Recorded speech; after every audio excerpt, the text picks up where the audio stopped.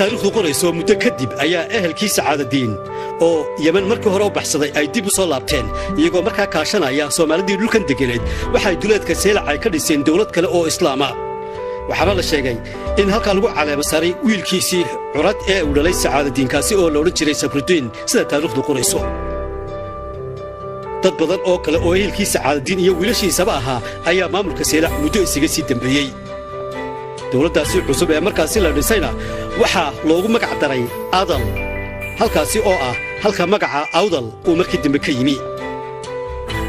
dawladdii Adal markiiba guulo ayay gaadhay waxaana dib u qabsadeen Seylac iyo waliba ilaa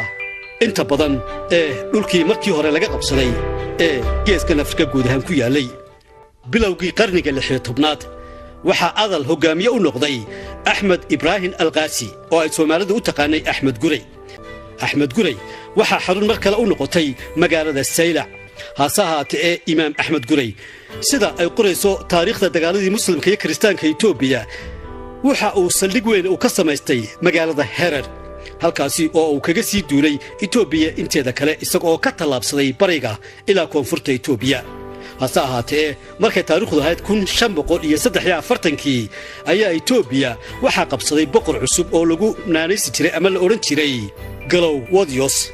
kaasi oo dhisay awoodii ciidankiisa isla markaasina waxa ay iskarabsadeen ciidamo ka soo jeeda Boortaqiiska isla markaasina u soo gurmaday Itoobiya waxaana ay taasi u sahashay in Axmed Guray ay kristaanku ku dilaan dagaal qaraara oo ka dhacay meesha lagu magacaabo Weyna Dagle oo tirsan galbeedka Itoobiya Seylac waxay weli sii ahayd xarunta maamulka Islaamka ilaa bilowgii qarniga 19aad waxaa Seylac soo xukumayay maamulo hoos tagi jiray maamulkii dawladdii Islaamka ee Cusmaaniyiinta iyadoo ay Seylac joogeen rag wakiil u ahaa dawladdaasi sida Maxamed Cali Baasha oo maamulka Seylac soo hayay intii u dhaxaysay 1822 ilaa 1841 sidoo kale waxa maamulka Seylac isaguna soo qabtay Xaaji Cali Sharmarke oo isagu ka soo jeeday dadka reer Somaliland isla markaasina haystay Seylac intii u dhaxaysay 1842 ilaa 1850 waxa kale oo jiray maamulo ka socday Yemen iyo Masar oo guud ahaan hoos iman jiray maamulkii Cusmaaniyiinta asaatee markay taariikhdu ahayd 1885 ayaa Ingiriisku la wareegay Seylac iyo dhulkii Awdal iyo guud ahaan arrigan Somaliland taariikhda Seylac waxyaabaha laga qoray ma yara dadka caanka ah ee kale ee Seylac yimi waxa ka mid ahaa Richard Burton iyo nin kale oo la oran jiray Johnston iyagoo ku tilmaamay in ay Seylac xilligaasi ahayd magaalo ifaysay dadka kale ee sida mugale waxa uga qoray Seylac waxa ka mid ahaa qoraagii caanka ah ee lagu magacaabi jiray Basil Davidson kaasi oo buuggiisa caanka noqday ee lagu magacaabo The Earlier History of East and Central Africa wax badan kaga qoray taariikhda guunka ah ee magaalada Seylac Mr Davidson ayaa buuggiisan dunida caanka ka noqday waxa uu ku xusay in qarnigii 12aad dhulkan iminka loo yaqaan Somaliland ay ka dhisantay dawlad Islaami ah oo maamul fiican leh kaasi oo ku hodmay isweydaarsiga ganacsiga isla markaasina xaruntiisu ay ahayd buu yiri magaalada Seylac waxa kale oo qoraagan Davidson uu tilmaamay in ilaa qarnigii 16aad ay jireen dagaallo xoog leh oo u dhaxeeyay muslimiinta xaruntoodu ay ahayd magaalada Seylac ee la kala oran jiray amaba hoos kala tagi jiray boqortooyinkii Ifat iyo Awdal iyo boqortooyadii kristanka Itoobiya oo uu tilmaamay in kolba qolo la jebin jiray kolba cidda Seylac haysataana ay ahayd cidda leh awoodda sare ee geygan geeska Afrika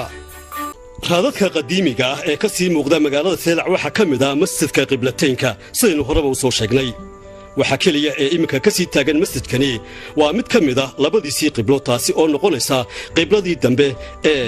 dhinaca iminka loo tukado ee u jeeda xagga Kacbada haasahaatee qibladii hore iyadu waa ay baabaday taasi oo u jeeday dhinaca Baytul Qudus waxa kale oo noo sheegay in qaar ka mid ah dadka hay'adaha ee baara aasaarta qadiimiga ah iyo waliba dad kale ay qodeen sina baabiyeen haraagii u dambeeyay ee qibladii dhinaca galbeedka u sii jeeday Kabtan Kureed waa oday badmaaxa oo da'diisu sida uu noo sheegay ay ku dhowdahay 100 sano waxa uu tilmaamay in muddo haatan 65 sano laga joogo waqtigaasi oo ku beegneed sanadkii 1951 mar uu safar kaga yimi gobollada bari isaga oo u sii jeeda Jabuuti uu sii maray magaalada Saylac waxaana uu noo sheegay in xilliga masjidka iyo labadiisa qibladoodba ay wada dhisnaayeen anigu isagoo dhisan ayuu ma koob iyo konton ka almutaano ku tukatay markaa ma ku tukanay adigu dikulka waanu fasax baanu ergaaba ka soo fasaxaatay sababtana Jabuuti ma ku soconay meeshaan dhex maraan magaasha halkan daarahan ma jirin halkan doonyaha ku badweyn halkan ay magaashana badweyn ahayd lagu tukan jiray badda halkan marit badda badweyn baa dhulkan asma wahan badweyn baa doonyo qori dheer baa ku xidhnaa jiray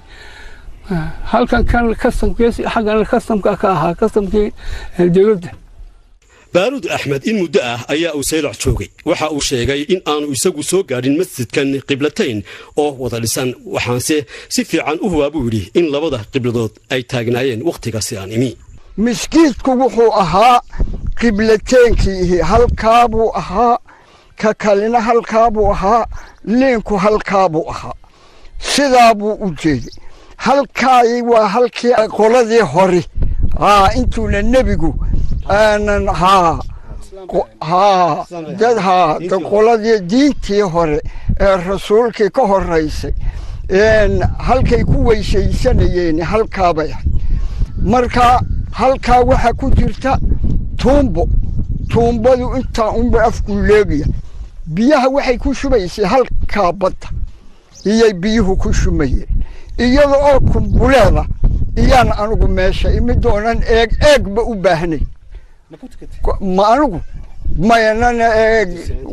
meeshuba dee sidani bay ahayd maxaaban ku tukani ceedaha haddaan ku tukanayo aqalka hortiisaan ku tukani leh marka dhulku sidaabu ahaa wuu bedelmay dee hala baadi doono astadiina hala raaco miskiidkiina hala dhiso dawladuhu